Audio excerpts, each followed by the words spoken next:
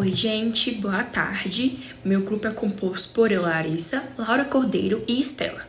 Nós ficamos com o cenário C, com o tema Antecipação de recebíveis versus empréstimo. A empresa ela começou a vender mais pelas redes sociais e pelos aplicativos, só que acabou tendo um problema. O dinheiro de algumas vendas demora para cair, mas as contas, e os fornecedores, eles precisam ser pagos antes. Então, para conseguir dinheiro mais rápido, a empresa ela pode acabar antecipando as vendas do cartão ou pegando um empréstimo. E foi justamente isso que a gente analisou no nosso cenário. Qual dessas opções seria melhor para a empresa? E a gente escolheu comparar a antecipação de recebíveis, que tem uma taxa de 4,5% ao mês, com o microcrédito, que tem uma taxa de 2,5% ao mês durante 3 meses. E agora a Laura vai mostrar pra gente como ficaram esses cálculos. Gente, para fazer essa comparação, a gente usou um exemplo de um valor de R$5.000, que na antecipação de recebíveis, a taxa ela é de 4,5% ao mês. Fazendo a conta pelos 3 meses, a gente chegou a um custo de R$675. Nós vamos até deixar a planilha aqui para vocês conferirem. Então, nesse exemplo, dos 5.000, a empresa ela receberia R$4.325 depois desse custo.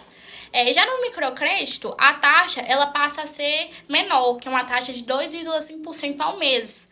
Mas aqui a gente tem os juros compostos. Então, depois dos 3 meses, o valor ele fica em aproximadamente R$5.384,45. Então, de juros, seriam R$384,45. Comparando esses dois, a diferença é de R$290,55.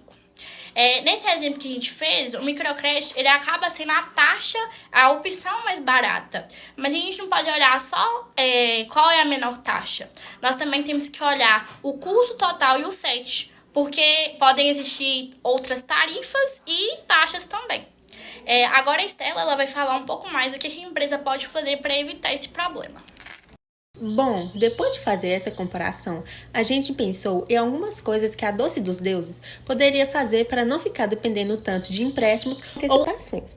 A primeira é organizar melhor o dinheiro que entra e que sai. Assim, a empresa consegue saber quando vai receber e quando vai precisar pagar as contas. A segunda é tentar criar uma reserva de dinheiro para o capital de giro. Então, quando aparecer uma despesa antes do dinheiro das vendas cair, a empresa pode usar essa reserva e não precisar pagar um crédito às pressas. E a terceira é sempre comparar as opções antes de contratar. Não adianta escolher só porque uma taxa parece menor. O importante é ver quanto vai pagar no final, o prazo e as outras cobranças. Foi por isso que a gente também fez a nossa planilha, que ajuda a comparar essas opções, e o infográfico que mostra de uma forma mais fácil como tomar essa decisão. No final, a ideia é simples. Quanto mais a empresa se organizar, melhor ela vai precisar pagar juros e mais dinheiro vai sobrar para a própria empresa.